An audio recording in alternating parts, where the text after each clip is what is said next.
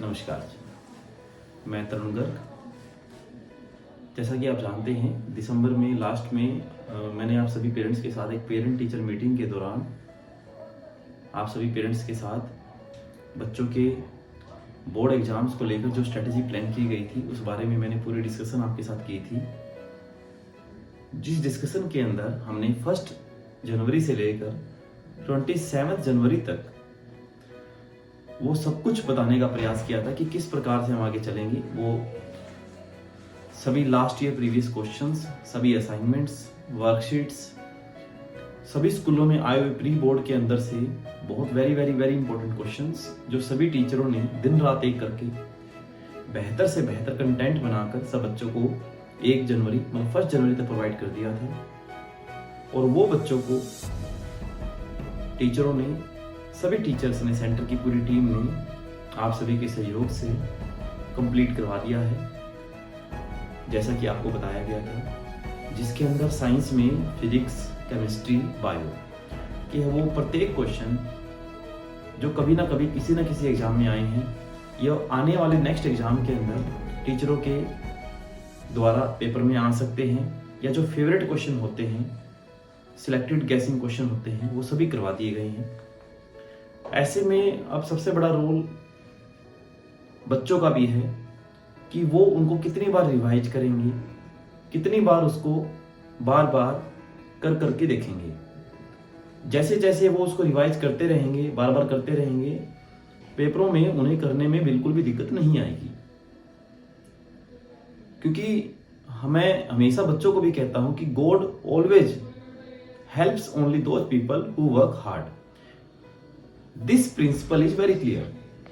इस चीज के लिए, इस बात के लिए कोई कॉम्प्रोमाइज नहीं है या किसी प्रकार से कोई अल्टरनेट नहीं है कि आप बिना हार्डवर्क के आप सक्सेस पा सकते हैं या बिना हार्डवर्क के नंबर पा सकते हैं। हो सकता है कभी कभी नंबर आ जाते हैं पेपर आसान आने से, बट हार्डवर्क करने के बाद ही आप हमेशा निरंतर रूप से आने वाले जितने भी एग्जाम्स होंगे उनमें बेस्ट से बेस्ट मार्क्स प्राप्त कर सकते हैं। तो एक रिवीजन अब सबसे मस्ट रहेगी। अभी भी अगर कोई बच्चे अगर घर पर नहीं पढ़ रहे हैं, टाइम नहीं दे रहे हैं, कंसिस्टेंसी लगन के साथ काम नहीं कर रहे हैं, तो पेपर में उनको संघर्ष करना पड़ सकता है।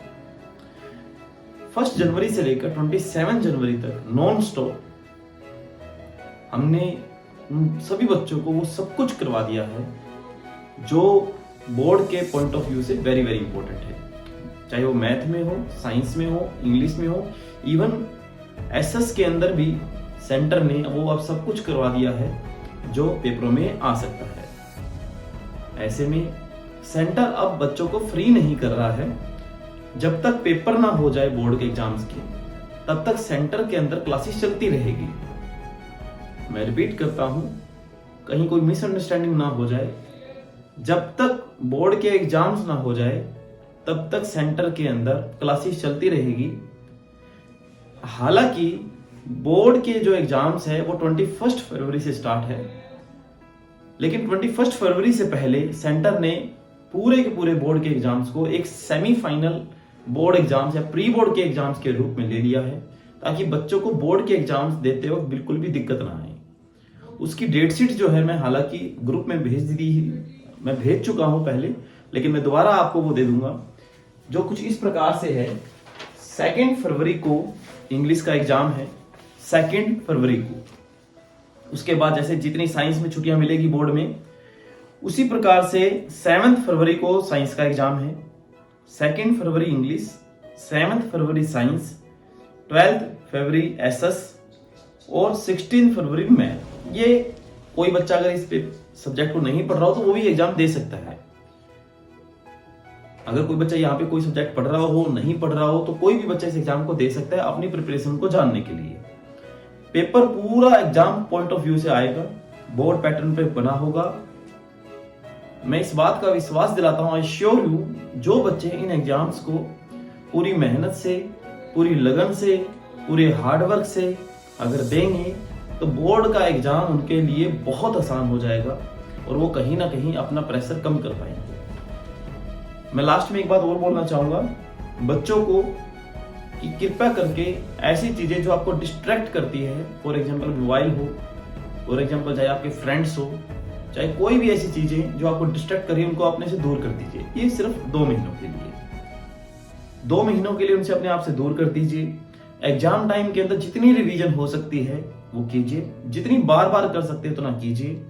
इंपॉर्टेंट पॉइंट्स जो आपको लगता है भी पेपर में कहीं रह ना जाए उनको हाईलाइट जरूर करके चलें, हाईलाइटर के द्वारा उनको हाईलाइट जरूर करके चलें ताकि पेपर में कोई पॉइंट रह ना जाए।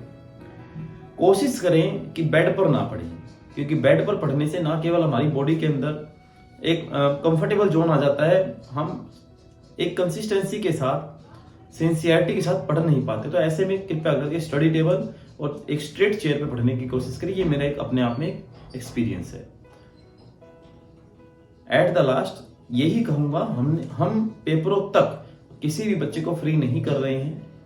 जैसे ही पेपर हो जाएंगे उनके 2 या 3 दिन बाद या 4 दिन बाद 11th class plus 12th class के नए बैचेस बिल्कुल स्टार्ट हो जाएंगे। 11th प्लस 12th क्लास के बिल्कुल फ्रेश एंड न्यू बैचेस, जिसके अंदर मैथ की पूरी जिम्मेवारी मैं लेता हूं। 11th और 12th क्लास के अंदर मैथमेटिक्स की कोचिंग हम देते हैं, प्लस इंग्लिश की कोचिंग देते हैं।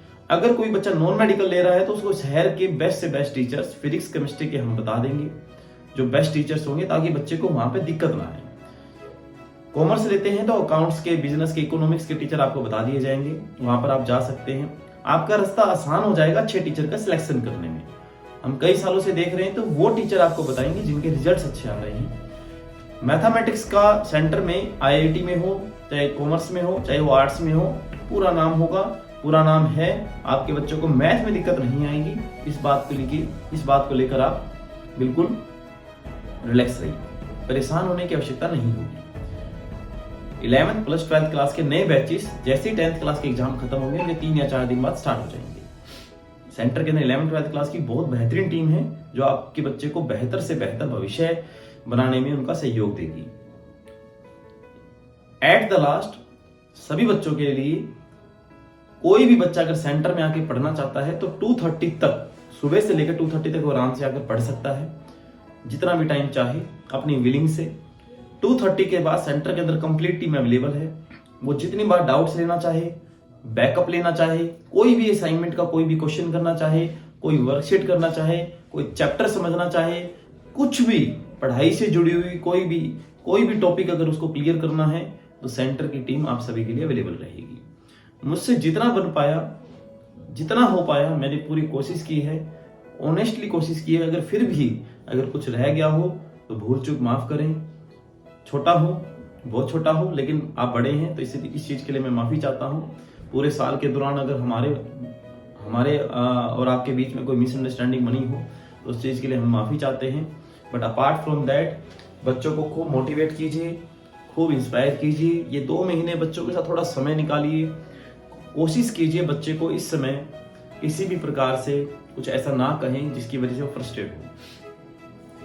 अगर कभी भी कोई दिक्कत आपको महसूस हो, सेंटर की तरफ से तुरंत हमारे पास आइए और उस चीज को शॉर्ट आउट करने की कोशिश कीजिए। हम पूरी कोशिश करेंगे कि आपको निराशा हाथ ना लगे और आपके बच्चे का बेहतर से बेहतर भविष्य बना पाएं।